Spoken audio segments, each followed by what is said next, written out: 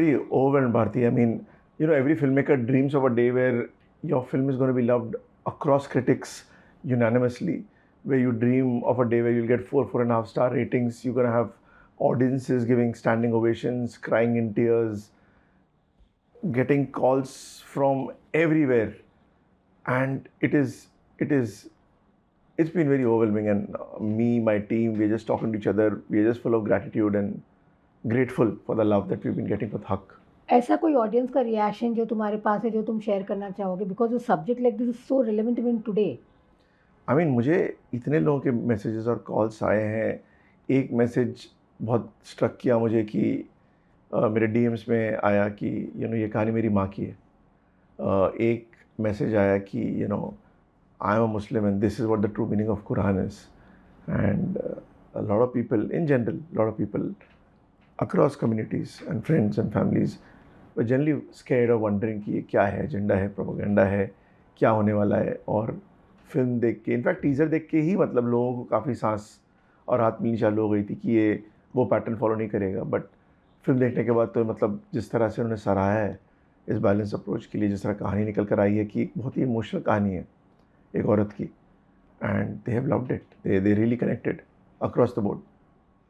कहाँ डर था कि तुमको कि वो लाइन, जैसे मैंने पहले भी पूछा था कि प्रॉपर डर था कि वो लोग इसको प्रोपेगेंडा भी समझ सकते हैं, वो डर था तुम्हारे में रिलीज के पहले? डर टचवुड भारती कभी नहीं था, कभी नहीं था. बिकॉज हमने मतलब 1.5 साल रिसर्च में, 2 साल टोटल रिसर्च और लिखने में लगाए हैं.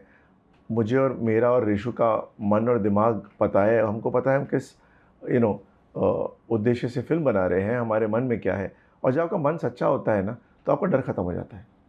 तो हमको डर तो कभी भी नहीं था कि इट वाज मोर अबाउट कि आप फिल्म देखेंगे उस दिन आपका डर खत्म हो जाएगा, not the other way around. कभी कभी डर था ही नहीं. और दूसरा, डर के फिल्म आप काम नहीं कर सकते.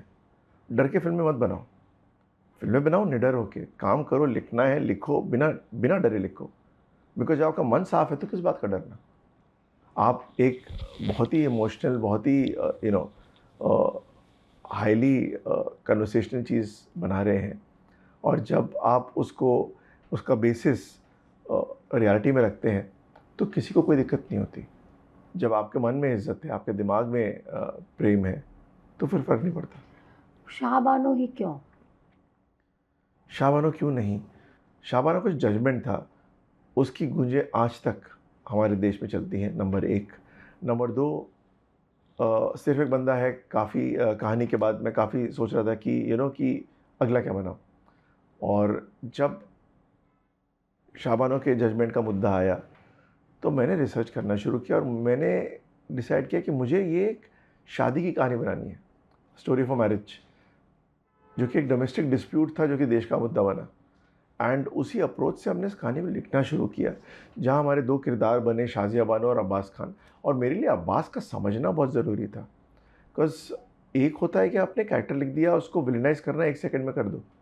बट अगर उसका पॉइंट ऑफ व्यू समझाना है, बिकॉज वो एक बहुत ही नॉर्मलाइज वर्ल्ड से आ रहा था, उसकी माँ उसको प्रोटेक्ट करती है, तो तब आप अपने आप को ख़राब नहीं देख रहे. आपको ये नहीं समझे कि मैं गलत कर रहा हूँ कि करेक्ट कर रहा हूँ. आप जो कर रहे हो वो नॉर्मल है, आम मरा की ज़िंदगी में यही हो रहा है आपके. सो इन 2 किरदारों की लड़ाई, जहाँ एक औरत अपने हक के लिए लड़ रही है, एक इंसान अपने बिलीफ सिस्टम के लिए लड़ रहा है, उनको क्रिएट करने में जो मतलब हमने जद्दोजहद की है, जो लेखन किया है ऋषुनाथ ने. आई मीन, हमारा पूरा प्रोसेस ही ये रहा है. और शाहबानो के साथ, शाजिया बानो के साथ जो 40 साल पहले हुआ, औरतों के साथ वो आज भी हो रहा है. आज भी औरत वो मैंस वर्ल्ड में ही रहती है. ऐसा नहीं कि अचानक वुमेंस वर्ल्ड या इक्वल वर्ल्ड बन गया है. वही जेंडर पैरिटी है, वही जेंडर इश्यूज़ हैं, वही जेंडर बायस हैं, वही ग्लास सीलिंग्स हैं. क्या बदला है? ये है कि कुछ कन्वर्सेशंस हो जाती हैं अवेयरनेस के बारे में, वो भी चंद लोगों में. औरत की ज़िंदगी में तो कुछ नहीं बदला. वो तो आज भी उतनी स्ट्रगल्स कर रही है अपना मुकाम इस दुनिया में बनाने के लिए. जगह वो वही झगड़े कर रही है. मतलब मर्दों को बहुत अच्छा लगता है कि अरे मतलब औरत देवी है, लक्ष्मी है, माँ है, बहन है, बहू है. इक्वल है कब बोलेंगे? इक्वल है कब बोलेंगे? तुमको कब लगता है? आई थिंक जिस दिन हक जैसी 10 आवाज़ें और उठेंगी, शाजिया बानो जैसी 1000 औरतें और उठेंगी, जो कि उठ रही हैं, और उनकी कहानी हम लेकर आते रहेंगे, अवेयरनेस बढ़ती रहेगी, और एक दिन आएगा, क्योंकि end of the day women are superior to men in every way. It is just that कि ब्रूट स्ट्रेंथ के चक्कर में men try to take or position themselves as providers, but औरत तो जननी है, प्रोवाइड तो वो करती है, वो कमाती भी है, वो घर भी चलाती है, वो सब कुछ तो करती है. आप कहाँ से मतलब उसके ऊपर चले गए? आपको कहाँ से कंट्रोल आ गया और क्यों आ गया? तो जब तक ये सवाल रहेंगे तब तक ये कहानी उतनी ही मतलब इम्पोर्टेंट रहेगी, आज से 40 साल बाद भी. जेंडर इक्वालिटी या तो समाज में या समाज में या हमारी इंडस्ट्री में जेंडर इक्वालिटी आज भी नहीं है इस पर. What is your take on that? I think it's a mindset, right? It change begins in the smallest of ways. Change begins from mother to child. From child, when that person grows up to their own surroundings. Some people change, some people don't change, but it's a constant process, and it's a state of evolution. It will keep changing, evolving, and it's a churn. जब तक मंथन होता रहेगा तब तक चीज़ें निकलती रहेंगी. What is that one change you want to see in the industry then? Honestly, for me, my heroines are as big as any other hero. And yes, our industry, like any other industry, is a business, right? So the pay packet, I mean, if you come into that, when you come to pay parity, it comes down to box office business. Any actor, male or female, gets the money they get based on that weekend. So it's not like every male actor gets the same amount of money. There are gradations. There are female actresses who get more than certain male actors, depending on where they are at the box office. So that's a business. That's something the box office decides. Again, the whole debate about working conditions, fact is this, it's nothing new. We have known for years and decades, there are actors who have it in their contracts. They work only for 8 to 10 hours a day. They don't shoot on Sundays. They don't like doing night shoots. And this is something you are aware of as a producer, as a director, when you're signing that actor or actress from day one, where an actor or actress will say in their contract कि I will do 8 hours on set, 2 hours of makeup, और मैं 10 घंटे shoot कर दूंगा, 12 घंटे नहीं दूंगा, for example. आपको पता होता है इसमें कुछ नया नहीं है. So this debate is baseless. Every industry is own issues. Our industry is the most bizarre industry. सड़कों में बैठ के हम लोग नाच भी रहे हैं, धूप में खड़े होकर शूट भी कर रहे हैं. आर इंडस्ट्री चेजेस द सन, कि उग ना जाए या डूब ना जाए, आपका शूट खत्म हो जाएगा, right? So your entire schedules are made as per location, as per the sun, as per day, as per night. We shoot in varied conditions. So this is not a normal profession per se. And everything that is decided in terms of an artist, and when I say artist, male, female both, to their convenience, is done in the contract months in advance. And in the contract, the producer and director have a choice. If this works for them, can they work around it? Can they adjust to it? Can they not adjust to it? Also, the artist also comes around when they realize कि आज मेरे को 5 बजे का shot लेना है और आज इतना काम खत्म करना है तो करना है. आर्टिस्ट भी आते हैं. So ऐसा नहीं है. It's a very mutual give and take. There is no hard and fast rule. Why this is so uproar when Deepika, an actress like Deepika talks about workers and she's thrown out of a film? Honestly, I don't know what happened as to her exit from Kalki, but I didn't understand the uproar about it because it's always existed. There's nothing new in it. Maybe it was a slow news day that the media kind of decided to kind of make that into a news. You don't know. I mean, there are days when you see something, and I'm not going to take names, and there have been many instances where some known personality gets admitted to the hospital, and everybody wants to be fastest finger first in declaring that the person has passed away. Why is this insistent need to be the first to declare somebody in such bad news? Just wait a bit. There are families involved, there are people involved, there are emotions involved. Why do you have to be the first about everything? It's not a race. It's not you'll suddenly get eyeballs if you have declared something. This is not breaking news. There are 1000 things for breaking news. This is not breaking news. We don't have follow-ups to news. We just report without examining. Sometimes people just say things, it is reported and then it's retracted because that was not the truth. I think somewhere the media also needs to take responsibility for, and I am an ex-journalist saying this, where the media needs to take responsibility for their actions as well. It's a two-way process. I mean, the media is the fourth estate. They hold everybody to accountability. But if they behave like this, they will lose their power. And that power is important. Because there are four estates, right? So it is an important time for everybody to self-reflect and realize what are we doing? ये भेड़चाल क्यों? You didn't answer my question on Deepika though. Which is what? I said it was a slow news day. I mean, there is no discussion there. I mean, I didn't understand what was the discussion really. I mean, if Deepika as a new mother wants to shoot for 8 hours and if it suits the filmmakers, they go ahead with it. If their schedules are tight or it's hurting their budget, then they don't go ahead with it. That's entirely their call. End of the day, you are hiring talent. It could be a DOP, it could be an actor, it could be a production designer, it could be an editor. It's about the availability of the talent and what the talent needs, and can you give that or not give that. So there's no right and wrong in this. It's a matter of this suits me, this doesn't suit me. And that's all the discussion there is. We were talking about gender equality in cinema. The other day I had met Kriti Senon. She keeps telling me that a film that is headlined by a woman does not get that kind of a treatment in the industry, by the producer. People are not ready to invest that kind of money on a film that is headlined by a heroine. She herself is a producer now.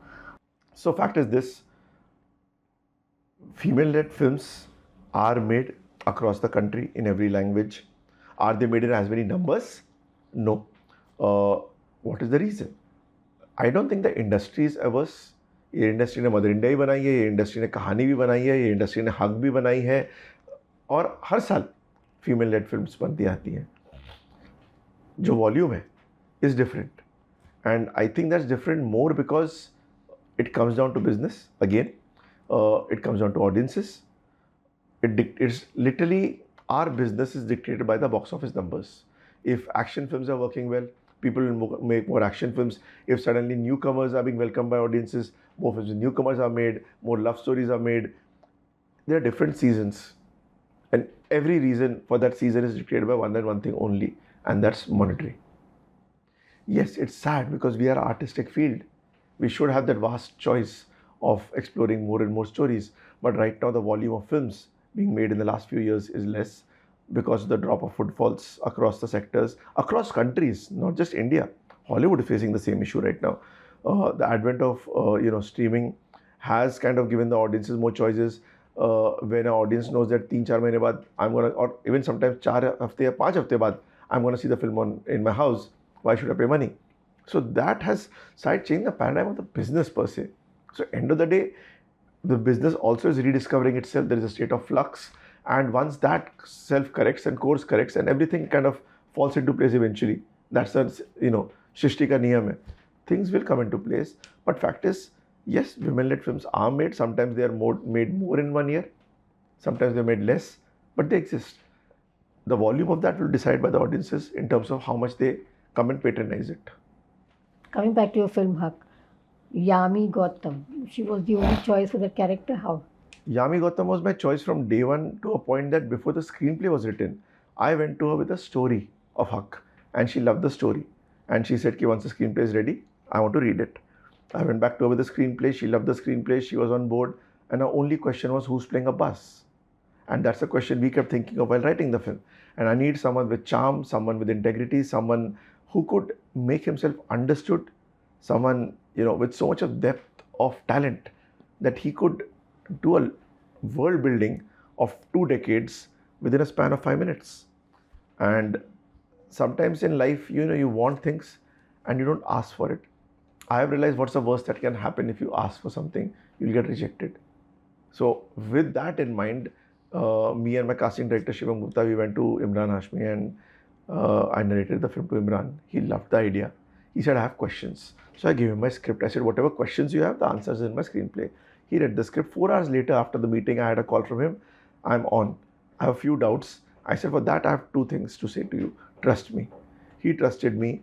And then he trusted me to a level where he went in fearlessly, where he said, my character, don't try to safeguard me. Don't camouflage me. let me go all out, let me do the things that you think I should be doing. I will make him understood. That is my responsibility as an actor. And he went about it. So honestly, I became even more fearless because of my actors. Yeah, but Imran, like, done a fine job here. He's an outstanding job. I mean, nobody has seen Emraan like this, the depth that he's brought into this role. And Yami and Imran have created a romance within 5 minutes, destroyed the romance after 5 minutes, and then gone hammer and tongs, keeping the dignity of a marriage still till the last scene through the film. Through their fights, through their courtroom drama, they've been at it. How much of creative liberty you've taken when it comes to their personal lives, or to the way Shah Bano and Abbas are? So I have been inspired by the landmark judgment. I created the world of Shazia Bano and Abbas Khan, who are two different characters. This is not a biopic by any means. This is a story of Shazia Bano, a completely original character, Abbas Khan, a completely original character, and the world and the family that they inhabit created by us.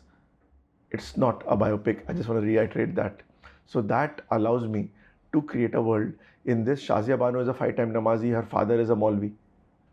She has 3 children. She lives in Lucknow. These are very different facts from the origin in the first place. They are very, very different, right? I needed a woman of faith, and her faith to carry her through to the last scene. It was important to discuss a lot of things, and I needed, Shazia to be that.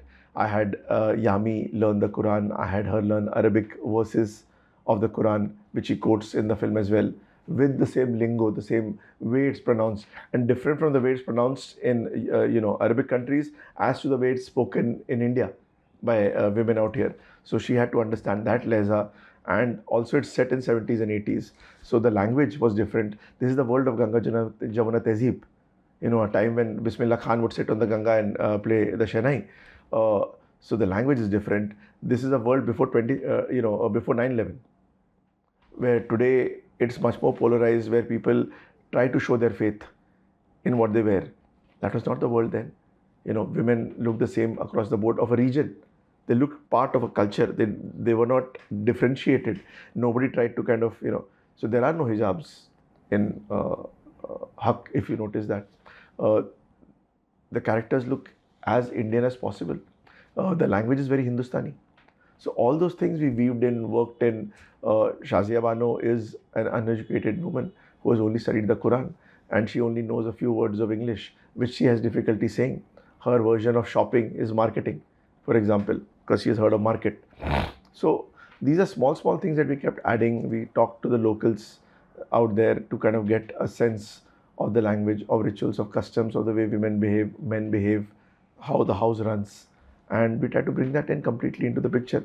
Growing up, I used to kind of go to Bareilly a lot every year because my father was from Bareilly. So I've seen UP up close in that time period growing up as a kid. So I have seen that world, and that's the world visual that I kind of try to bring into Huck. Courtroom drama से इतना प्यार क्यों है तुमको? मुझे horror से प्यार है, एक्शन से प्यार है, थ्रिलर से प्यार है, कोर्टरूम ड्रामा से भी प्यार है. I have done all kinds of genres. I mean, I as an artist am agnostic. I like being limitless. I don't like being limited by anything. So my entire filmography, I mean, whether it's a Family Man 2, it's a Rahan I Do, it's a Trial, it's Sirf Banda Kafi Hai, Huck, Atma, Acid Factory, Ek Lade Ka Seena, Zameen. I mean, I have written, directed, all kinds of genres. And I don't want to be limited. My next could be a comedy, my next could be a thriller, my next could be something, slice of life. I don't know. But it comes down to the story, it comes down to the human drama. What OTT did with me in my life is that I started off writing at an era where you would have actors and directors giving you DVDs at times.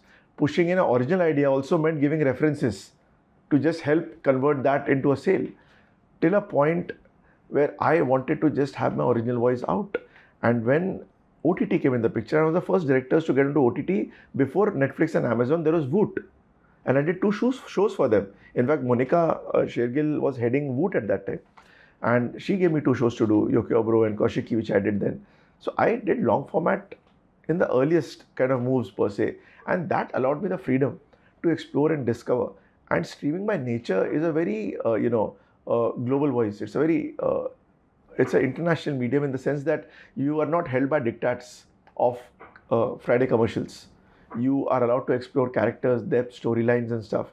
So that opened my voice up completely, allowed me to explore, bring in all the knowledge that I had, and say things the way I like saying it.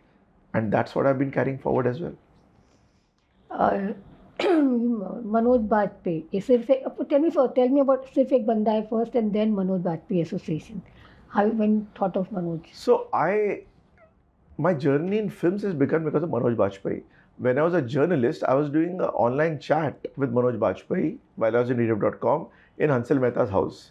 Manoj Bajpayee did the online chat and went away. He was promoting Dil Pe Mat Le Yaar, and Hansal used to read my reviews, and he kept discussing my reviews and then offered me a film. Hence, I became a writer. At the same time, Ramu found me. I worked with him for some time, and then he put me to Feroz Khan Sahab, and that happened. So it was a continuous process, right? Then years later, he came again in my life when he acted in Acid Factory, where we bonded big time, and I realized is one of the greatest dialogue writers in the world. Nobody writes dialogues better than Manoj Bajpayee. Besides being a supremely talented actor, one of the best in the world rather, he's also a great dialogue writer. And we bonded then. And years later, Family Man happened. We brought together again, and that association touched wood, reaped dividends when I wrote and directed that with Rajan DK.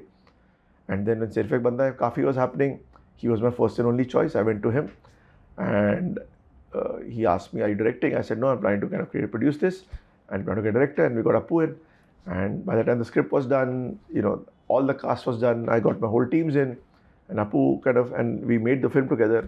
That again was an insanely amazing association. So for me, he is a friend, a brother, a collaborator. He is so much more. And I think he's a genius. And he keeps getting better and better. And I have learned from his hunger, I've learned from his passion, and the way he loves to grow. And that inspires me and pushes me and eggs me on. दिल पे मत ले यार का review क्या किया था तुमने उस समय? मैंने दिल पे मत ले यार का रिव्यू नहीं किया था क्योंकि कॉन्फ्लिक्ट ऑफ इंटरेस्ट हो जाता. बट मैंने सत्या का रिव्यू किया है. मैंने तमन्ना का रिव्यू किया है. In Tamanna, he played Paresh Rawal's friend in a small role, and I noticed him then, and I was like, my God, who's this actor? The role was written, tailor-made movie for Paresh Rawal's talent, who's a brilliant actor, but all I could do was notice this actor who was playing a much older man. दाढ़ी लगा के मतलब he was playing a much older man for a guy who was literally, I think, in his late 20s. I saw him in Dod when I was with Ramoji. So yeah, I mean, that man, I saw Bandit Queen when I was covering Shekhar Kapoor as a journalist. Manoj Bajpayee refuses to leave your mind once he comes on screen. So yeah, and I love Dil Pe Mat Le Yaar. I really love the film. Feroz Khan. Feroz Khan adopted me.